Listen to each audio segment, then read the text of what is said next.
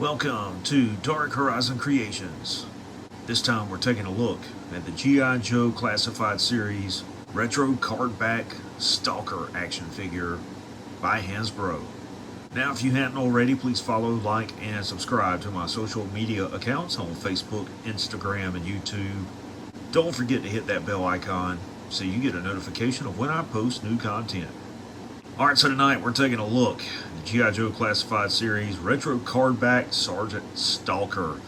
Now, this is a repaint and reissue of Stalker in the Classified Series. What they have done is they've lightened up the camo pattern, changed the color of his kit to match the original character from the 1980s G.I. Joe, a Real American Hero comic and toy line. So if you don't know anything about Stalker, he is a veteran U.S. Army Ranger. In the original Real American Hero comic series, Stalker was a team member on the LRP team, or Long Range Reconnaissance Patrol, along with Snake Eyes and some of the other Joes. And in those comics, it shows how Snake Eyes was wounded and why he doesn't speak. Stalker played an integral role as a friend to Snake Eyes. Taking a look at the card back, you've got some of the original artwork there of Stalker, which looks really cool. In the blister pack, you can see the action figure along with the accessories. Down in the bottom left, he's got a suppressed 1911 with an extended magazine. Up top, he's got a fixed blade combat knife and a submachine gun, a sheath to go on his back. In the upper right, you see the squad automatic weapon. In the lower right, there is the display base. So on the back of the packaging, you've got the collectible cutout file card. You can see it's got the same artwork of Stalker. It says Sergeant Stalker. Over to the right, it's got his file name, Wilkinson Lonzo R. Below that, it says Role, Ranger, Primary Specialty, Infantry. That's 11 Bravo. Secondary Specialty is Medic and Interpreter. He would not have two additional MOSs like that. He may have additional skill qualifiers or ASQs, but not two separate MOSs. Birthplace, Detroit, Michigan. Over on the right, it's got a brief bio. It says, generals may win campaigns, but it is the sergeants who win the battles, mostly by yelling and kicking butt. Functions well under high-stress situations, intelligent, perceptive, moves like some sort of jungle cat, silent, fast, strong. Very unrealistic description of a soldier. Alright, so here we have Stalker outside of the packaging. He looks totally pissed off. That means he and I would get along great together. This is a no BS airborne ranger. I do want to make note up front about the display base included with these action figures. I'm all kinds of happy that Hasbro has chosen to finally give us a display base. I'm not happy about the fact that the action figure won't actually stay attached to the base. And the reason for that is the port on the bottom of the action figure's boot is either cut too small and quality control missed that, or they just don't care, or it could be an issue where the figure is exposed to extreme temperature changes during shipment and it's causing the plastic in that port to expand and contract, and thus the peg on the display base will not stay inside the port on the bottom of their boots. So let's bring him in closer so you guys can see the attention to detail on that head sculpt. The old man looks serious. I like the camo pattern there. It's not M81 woodland because it's just two different shades of green. It's like lone green and the light green color. Same on his beret. I don't like the gold beret flash. I plan to paint that. You can remove the beret. See that flat top haircut. Shade down the side. Got some shoulder pockets on his combat shirt. Drop thigh sheath there for his knife. Y harness, combat belt. Drop thigh holster for his 1911 and suppressor. Combat pants, black boots. All the way around, it's a really nice looking action figure. Alright, so let's talk about articulation.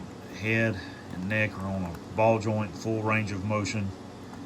Forward and lateral movement, the shoulder, bicep rotation. He does have a butterfly joint, uninhibited there. You've got upper arm rotation here, double jointed elbow, wrist swivel, and wrist pivot. I would like to see the wrist pivot in the opposite direction so that when you're trying to get them into an accurate shooting position, the wrist will pivot out. And this one sort of does a little, to allow the gun to be straight instead of canted. I've had that issue with wreckage. Torso's on a ball joint and a hinge, as you can see there. Forward and lateral movement at the thigh. You've got thigh rotation, drop down thigh joint. Double jointed knees, really tight knee joints there.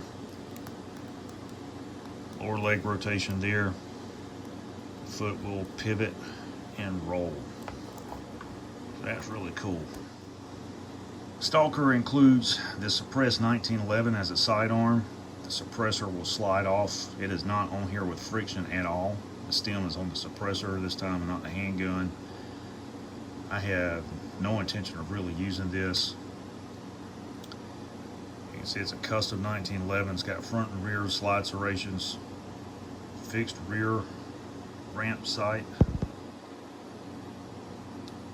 front side post, open muzzle for your blast effects, checkered grip, extended magazine, your hammer, your beaver tail back there.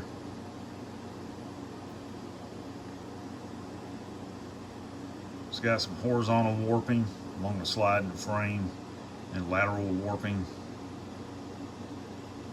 made out of that really soft plastic. I really wish Hasbro would start investing in ABS plastic weapons. Even if it increases the price of these figures, it would be so worth it. And his sidearm is supposed to fit into his holster, but the holster, of course, he's going to come off a display base. There we go. Holster was a little bit sticky, maybe from some of the mold release they use.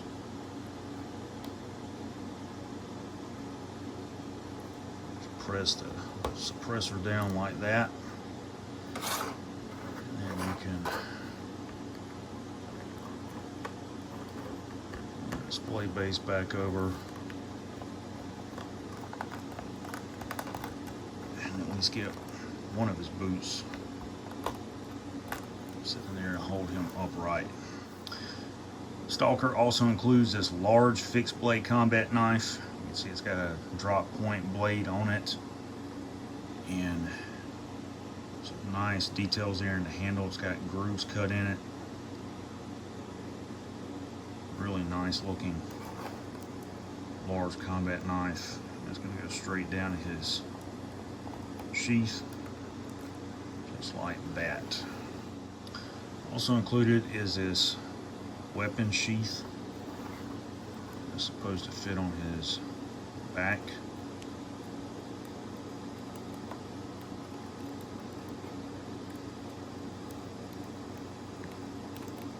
And it doesn't want to go into port. I'm going to be honest with you all, this is not something that I would use anyway. It just looks completely goofy. I will keep it, but certainly not realistic. For its primary weapon, Stalker does include a modern take on his submachine gun from the Real American Hero toy line, and it does have a detachable stick mag there. Minimal warping on it, large muzzle device, iron sights. See, it's got some lateral warping there.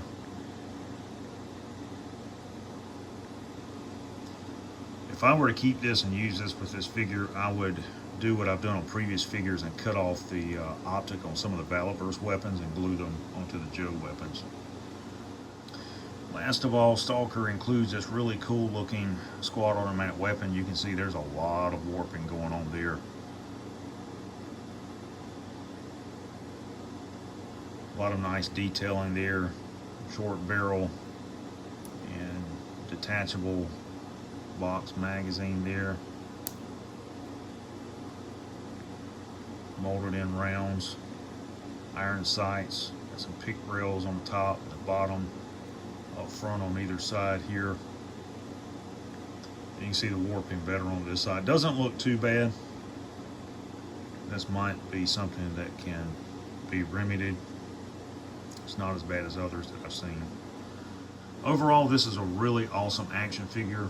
Disappointed in the display base not attaching to the boot of the action figure and staying in place. Also disappointed with the warp weapons.